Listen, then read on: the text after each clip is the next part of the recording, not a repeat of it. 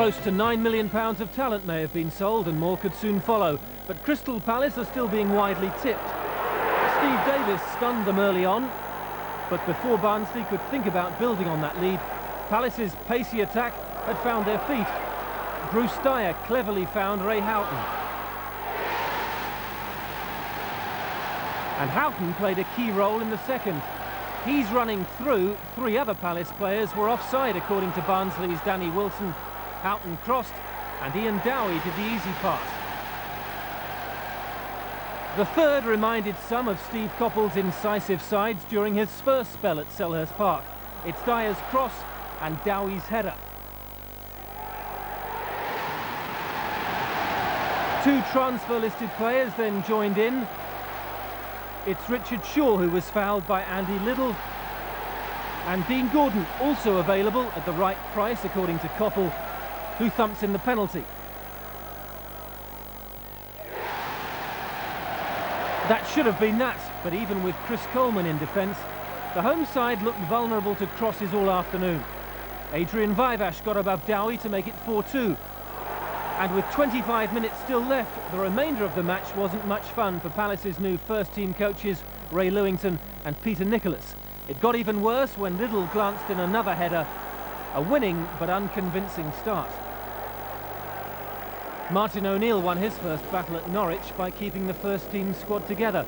Nobody's more determined to take them straight back up than captain John Newsom. If they are to win promotion, O'Neill wants his team to get tougher.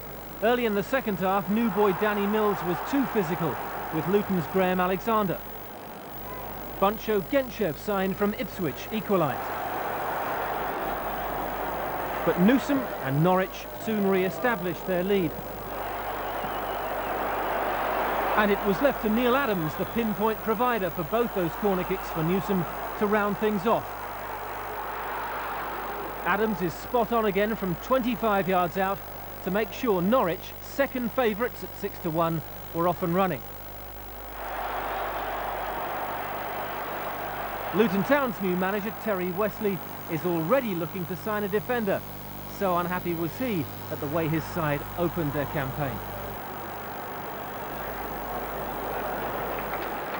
First goal of the season in Division 1 was at Fratton Park, but Andy Thompson's deflected shot was soon forgotten by the home support. With the speedy Paul Hall running hard and Southend struggling to keep up, Jerry Craney, only behind Aldridge and Fjortov in the goal scorers charts last season, levelled things up. Portsmouth had settled, Southend was struggling, so much so that when Hall got away 2 minutes later, Steve Tilson ended up knocking the ball into his own net. For Ronnie Whelan, the new Southend manager, frustration and disappointment were starting to set in. Hall, Alan McLaughlin and Craney combined to tee up Jason Rees.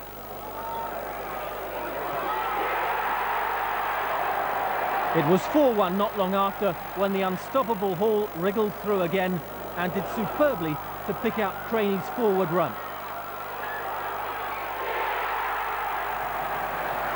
The last word went to the man who'd started the scoring off, as Thompson got his and Southend second. But what happened in between the goals was much more significant. Promoted took on relegated at St Andrews, and in the end, Birmingham were unstoppable. Here's Peter Brackley. It's essentially, we showed some fine touches in the first half. This is essentially now thinking well with Marshall, and he's putting it in too. Just over a minute gone in the second period, and Ipswich have the lead. Ian Marshall.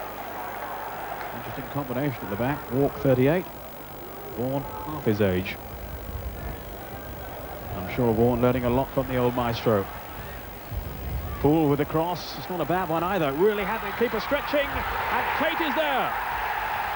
Birmingham equalise. Ward to pick up the play for Birmingham, skipping past the tackle of Williams. Now Otto's gone inside Stockwell. Still Otto! Oh, terrific goal! Oh, what a strike by Ricky Otto! And the fans who barracked him last season are calling a different tune now. Barrett with a header, picked up now by Donowa. Garage has continued his run into the middle, and Otto and Bowen! And it's a third goal! Grayson Bowen. And the new man from Swansea has provided his team now with a 2-goal cushion. Wolves started the season clear 3-1 favourites with the bookies. Steve Bull, who turned down Premiership football at Coventry last month, was soon off the mark again. But Wolves, as they did so often last season, couldn't hold on to the lead. Liam O'Brien couldn't miss when Wolves got in a mess. It was contagious. Our defending at corners was kindergarten stuff, said Tranmere's John King. This time John Goodman was head and shoulders above his defence. But it was an afternoon when nothing much seemed to have changed. John Aldridge is 37 next month, but like Bull, he looks as sharp and as hungry as ever. 2-2.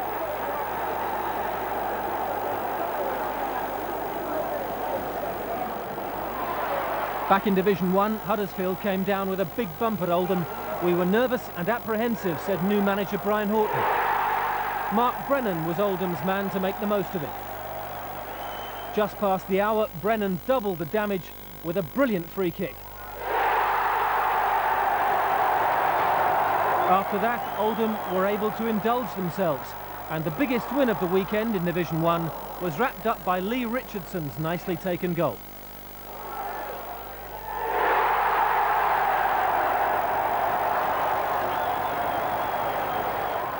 Seven out and 7 in. Millwall have been as busy as any club in the summer transfer market, but it was one of their longer-serving players who put them in front. Peter Handyside was late on Dave Savage, and Alex Ray just did enough with the penalty. Up front, Mick McCarthy intends pairing Uwe Fuchs with Chris Malkin. Fuchs was suspended on Saturday, but his replacement, Kerry Dixon, helped Malkin get off the mark on his home debut. Grimsby, 10th last year, but again favourites to struggle, hit the bar, but then found a way through when Paul Grove's cross fell nicely for Steve Livingston. But that was as good as it got for them. On May the 29th, they were all but in the Premiership. On Saturday, with 3 of their most influential players sold, Reading had to start all over again. Ray Wallace rewarded Stoke's enthusiastic start. But Reading won themselves a point when Adrian Williams headed in 6 minutes from the end. And after the lingering Wembley nightmare, that was a big step in the right direction. Leicester City's first performance will have given Mark McGee encouragement. The commentator is Roger Thames. Parker with a free kick then.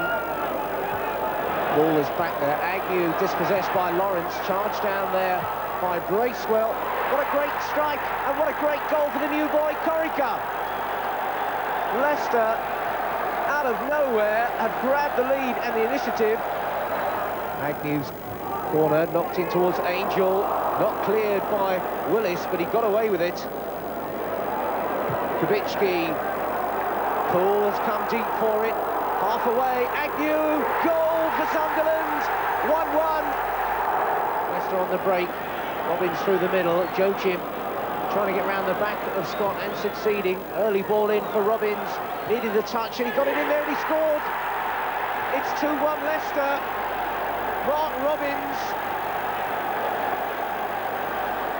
A new manager and 6 new players for Derby County, but Port Vale punctured much of the optimism in the only goalless game in the Ensley League this weekend. West Brom manager Alan Buckley has wheeled and dealed, and after avoiding relegation last season, Buckley's setting his sights towards the playoffs. Top scorer Bob Taylor has remained, but Saturday's match winner was new signing Dave Gilbert, although Charlton's goalkeeper Mike Salmon will not be happy. Sopwell House, Hertfordshire. Private, exclusive, and some of the best teams in the world have stayed here on their way to Wembley Stadium. But it's handy for Watford as well, and this weekend it was base camp for Sheffield United, and for one of the most enduring men in the game. Well, it's Dave Harry Bassett, been a manager for 15 and a half seasons, all been enjoyable, and we're starting the 16th and I'm looking forward to it. Shut up, cheers. 5 minutes. I think there's a lot talked about the stress and pressure. It is. The managers put it on themselves. The fear of failure makes the manager. It's not really the media or the people or the fans. It's more of the pressure you put on yourself, and you have to come to terms with that. But I enjoy it. You know, I'd rather not be doing anything else other than playing. If I could play, that's better than being a manager. It's the usual beginning of the season. The referees are under pressure. I had the Trevor Simpson, the coordinator, down. We've sold 2 players. We've brought in 1, so we haven't had a massive turnover. We've had a good pre-season. We've worked hard, and the players' attitude and enthusiasm has been good, and there's been a good spirit. And we went to Norway for 12 days, which was ideal because the weather was better out there than it was in England. The pitches were softer, and it was good for training. So, you know, I'm satisfied with the pre-season, but a lot of clubs have been satisfied with their pre-season and not done well. The Tootsies cards. There's expectations. I'll be apprehensive because you're entering the unknown again. You want your team to get off to a start and do well, and obviously you want the fans to feel, yes, you know, the optimism. But I think, you know, the first 6 games are important. How you do in that time can decide what sort of season you're going to have. Hey, son, you all right? All right, how are you? Not bad, son. You seen Sheff? I think come the first day of the season, everybody's got that little bit of butterflies because they want to get going and they want to feel, come at 10 to 5, they can walk off the field and feel satisfied and think, well, at least we're moving off with a victory. You can all play better than you did last year and be more consistent. And as I say, this is just the start for us, but it's an important start, like any season. So let's make sure we get off on the right footing, get the victory we want. Let's get the 3 points, get back on the coach. Come on! 6 weeks of preparation over. How long would that dream of a perfect season last? United had beaten Watford 3-0 on the opening day 12 months earlier. 8 minutes in, Derek Payne made sure there would be no repeat of that scoreline, with a goal that suggested he'd spent his summer holiday down in Brazil.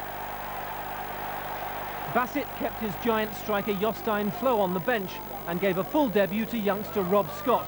And when Scott's header was pounced on by Nathan Blake, the swagger and confidence came back into the United stride, which made it all the more surprising that they should go into half-time 2-1 down. But once again, Watford contrived an outstanding goal, scored by Richard Johnson.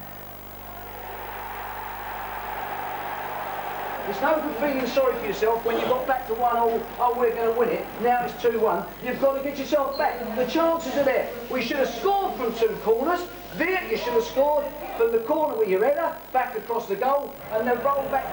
In the second half, with Bassett down on the bench and Flo soon off it, there was even more visible determination about United. But gradually, Watford's well-organised defence and the heat began to sap the strength and ideas from United's attack. In the end, Watford deserved their winning start, but that didn't make it any easier to take. We had enough corners, enough long throws to have got something, and we got nothing out of them. You missed your corners, and then your long throws, your people like you, Rogers, Viet, you didn't keep your discipline. There's 46 games, if one's gone, 45 more. It's what happens in the next 4 or 5 games that's important to us as well. I wish you were still on holiday then. No, I enjoy it. It's great. You know, the atmosphere's good. We just got to pick ourselves up, stop feeling sorry for ourselves, and start making sure we beat Tranmere next week. The new Sheffield Wednesday boss is David Pleat. He left Luton in June, but this week, speaking at the Rothmans yearbook launch, he made a special plea for lower division football. Premiership clubs have spent around 80 million in the summer, but not enough of it, says Pleat, is going to smaller clubs. They are the feeders. They need to develop the talents that originally catch their attention from the likes of Stafford Rangers, Greenwich Borough, Tower Town and Sudbury. And the base of the pyramid must be kept strong and organised and encouraged to give the youth a chance. I think we've got to be very careful not to fall into the trap of elitism while the gravy flows and forget the feeder leagues. If the leagues can develop players, we can thrive as a country, and we need not worry about the nursery's development. Well, if you fancy adding the latest Rothmans yearbook to your collection, we've got some up for grabs in our competition. That's coming up in part 2, along with all the goals from divisions 2 and 3. Join us after the break.